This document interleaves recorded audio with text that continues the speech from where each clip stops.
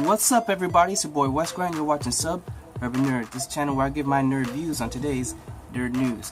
Today, it's a trailer extravaganza because so many trailers have dropped that I watched just so I could talk about it with you guys. That it's I don't know, it's like 3, 4, 5, I don't even know. But I'll start off with the #1 trailer that I've been teasing for like the past 2 videos, and it's the Tomb Raider trailer. That's what the thumbnail means. And this Tomb Raider trailer, it didn't disappoint. It pretty much showed me what I expected because, you know, I already know it's pretty much based off the video game that came out just recently, you know, Tomb Raider, The Rise of Tomb Raider.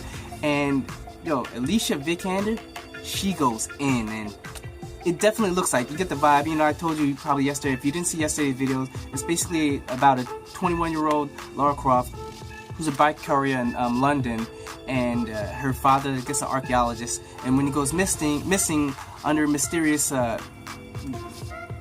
circumstances, she goes looking for him, and she gets led to an island off the coast of Japan, and then that's pretty much where it kind of follows her. And the trailer showed a lot of action. It showed, you know, her getting through, because I had a link to the clip of the teaser, and I'm gonna have links to all the trailers down below on this one too. So if you want to know what I'm talking about, it'll be down below. But yeah, so she gets into it. She's a lot of action. Her showing grit, the shooting arrows, jumping over, you know, things, sort of like a little bit of Nathan Drake, a little bit of Indiana Jones kind of vibe going, but you know, Lara Croft is her own person. And unlike the campy Angelina Jolie version, this one's definitely more gritty. It's not so much wink wink, but it's more like, you know, that it's a lot of action. There was only one thing where I was like wondering how that vibe, like they showed this scene where she's running through, and I guess it was like a camera trick to show like she's running super fast or whatever. I don't know how that looks, but hey, maybe it'll work in the film. And then the only other thing that I had kind of issue with is at the end where they showed her with the 2 guns and like, I'll take 2. And that seems like a scene that's probably going to be at the end of the movie, and I kind of would have wished they didn't show that, because we already know, if you know Tomb Raider, you know those 2 guns are going to come into play. If you play the games, yeah, those guns don't really come into play until later on, and it looks like she's at a gun shop, so I doubt there's a gun shop on that island. So they're kind of showing the end, which I don't really like, but overall it's still a pretty good trailer. So that's how much I have to say about that. The next trailer we're talking about is a Jumanji trailer. The Jumanji trailer, it was definitely funny. Like the teaser trailer I had before, which I don't even know if you count it as a teaser, because that thing was like 2 minutes, 3 minutes. It was pretty long. That seems like a trailer now. But yeah, with The Rock, Kevin Hart, Jack Black, yo, and I forget the female's name, but it was definitely fun. It still had that humor, but definitely showed a little bit more action. And then some people are wondering, like, how's this supposed to work? Jumanji's supposed to be a board, but they definitely made that scene because they say in the tagline, like, Jumanji finds a way. The game finds a way to happen. So I guess it somehow turned itself into a console, but an old console, because I guess it still got to stay with the old vibe. Can't just show up as a PS4, you know, which a lot more people would probably hop on that, right? If you see a free PS4 show up in your house, hell yeah, you jumping on that shit. I don't care what the danger is, you know. But yeah, they play it, they get sucked into it. And I'm thinking maybe later on the Jumanji gets out of the game, but I'd be cool with them if they just stay inside the game, because that's what happened to Robin Williams. Jumanji started off, he got sucked in as a kid, and then stayed there and grew up into an adult in the game. So he had to be living what these kids now in this new movie had to be living, I guess. And then he gets out, and then that's where the movie goes along in the old Jumanji. So I can definitely see it working. Definitely looking forward to it. It looks like a good comedy. You know, Kevin Hart is still always got that zany wackiness, and it definitely works. And then The Rock, you know, it's a good vibe. And Jack Black, yo, he just looks hilarious playing that girl. Like, oh my God, I'm a 40-year-old overweight man. Where's my phone? So definitely looks like it's gonna be fun. I definitely look forward to that. Next trailer. Oh, Punisher killed it, like literally killed it. He was vicious, like, and there's 2 different trailers. There's a teaser where he's in the woods just showing up, this murking these military guys. He's just coming out of the woods, like from the bushes and from the leaves in the ground, just straight up throating them. And that one's not that long, but it's definitely gruesome.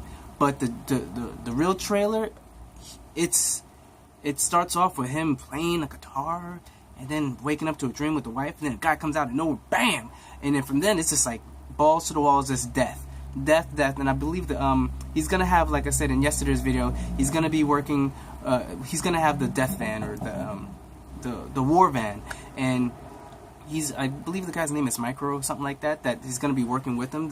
He usually has someone in the van that, makes the weapons and produce weapons, that comes up with things and helps him along this road to punishing the people that deserve to be punished.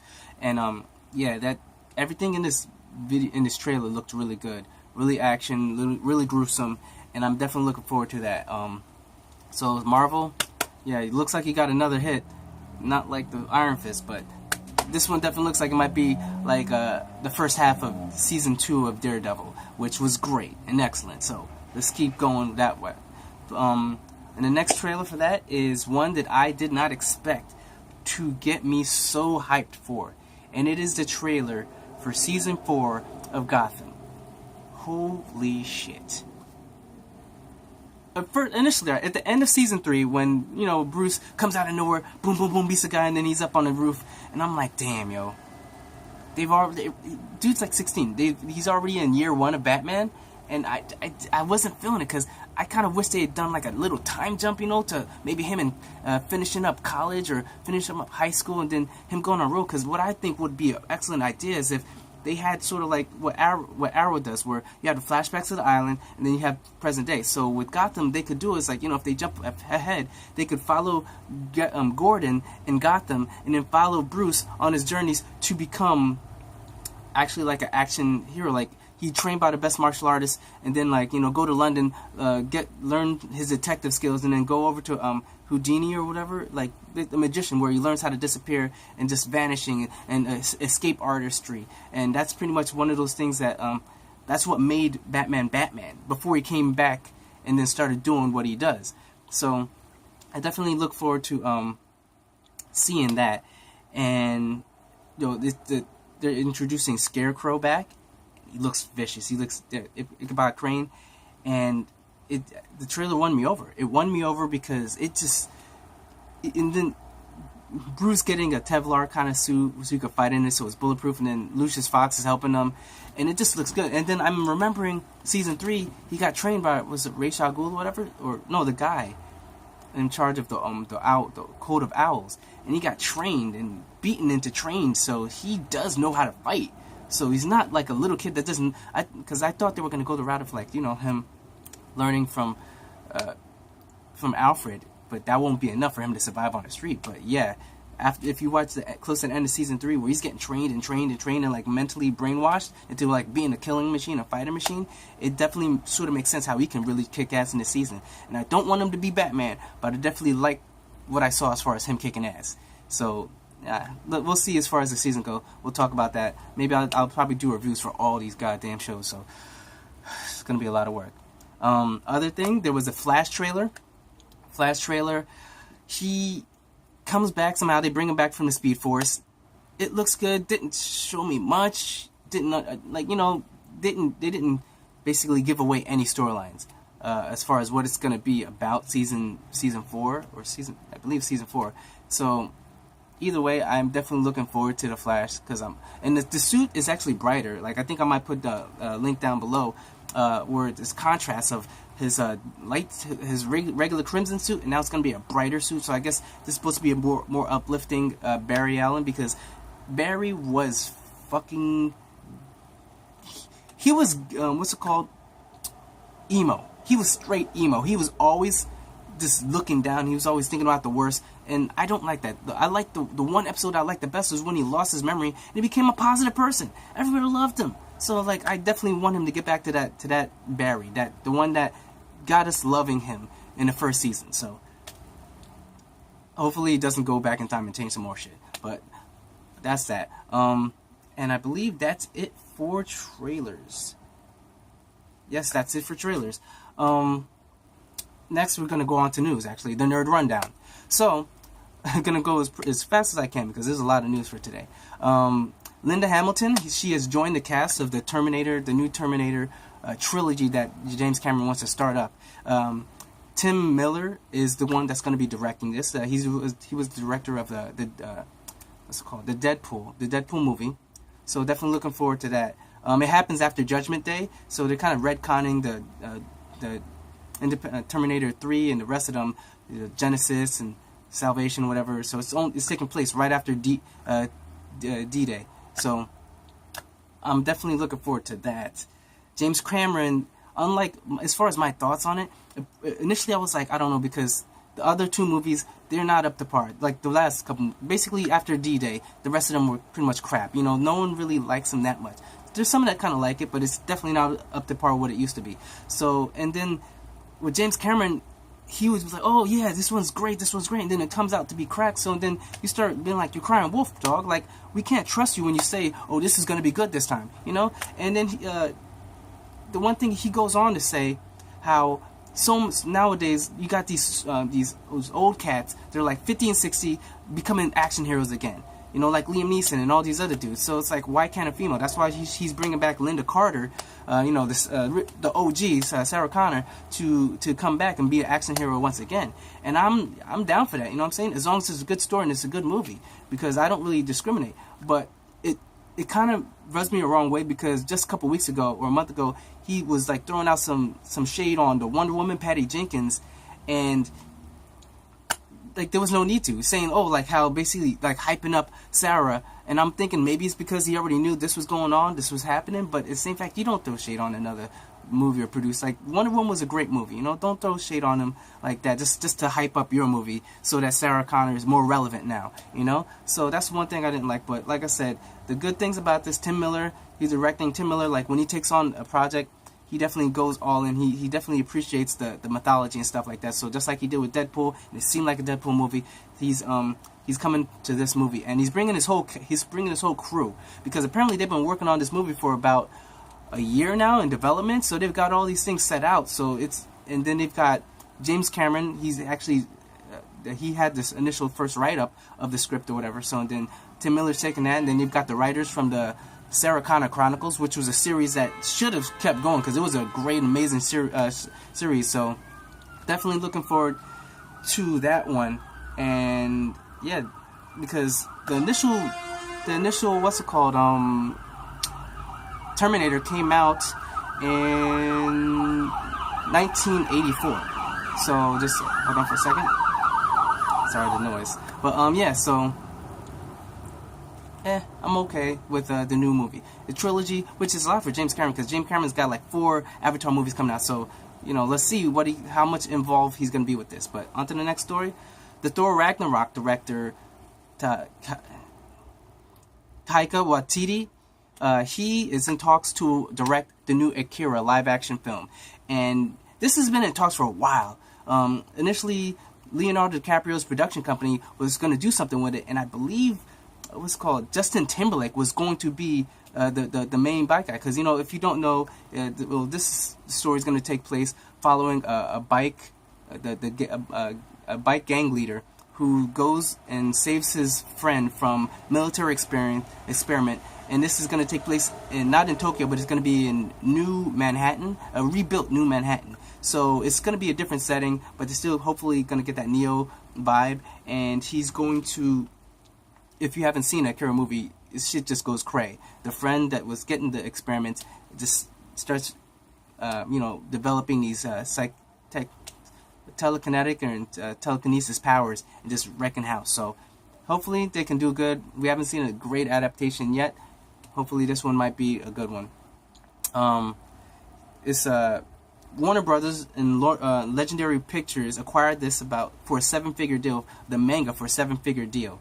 And the series is going to make 2 films. So they plan on 2 films covering 3 books each film.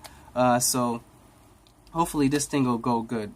Next we've got, on the Nerd Rundown, Matthew Vaughn revealed that after the first edit or first cut of the Kingsman, the Secret Circle, the Golden Circle, that the film was a little long. So then he had to cut it down. But Fox came to him and was like, yo, do you want to do maybe like 2 movies, like a part 1 and part 2?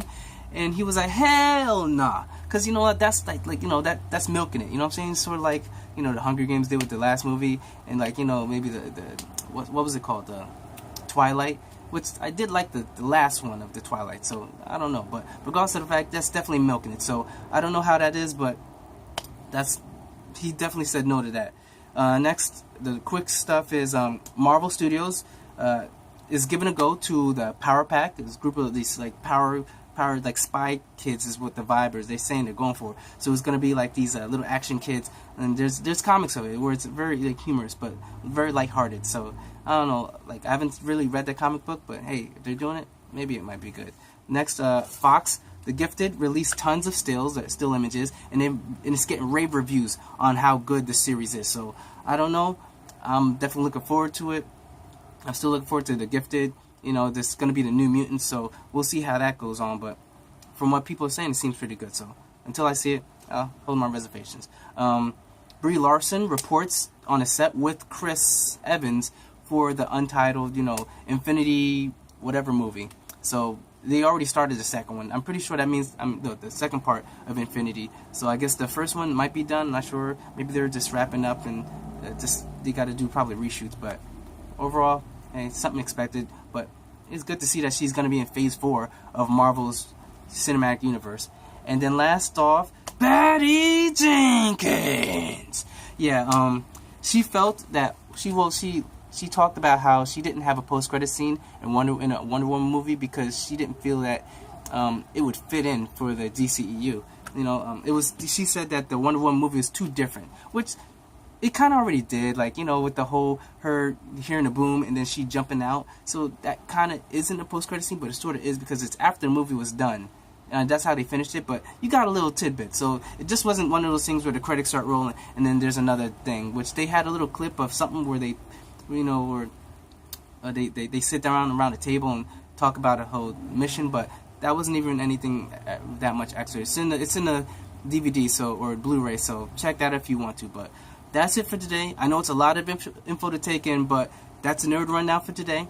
Remember like and subscribe, and if you want to check out yesterday's rundown, it's over on the side. And remember that I'm Wes Grant. This is Suburban Nerd, and you've just been nerdified. Catch you guys tomorrow. Peace out.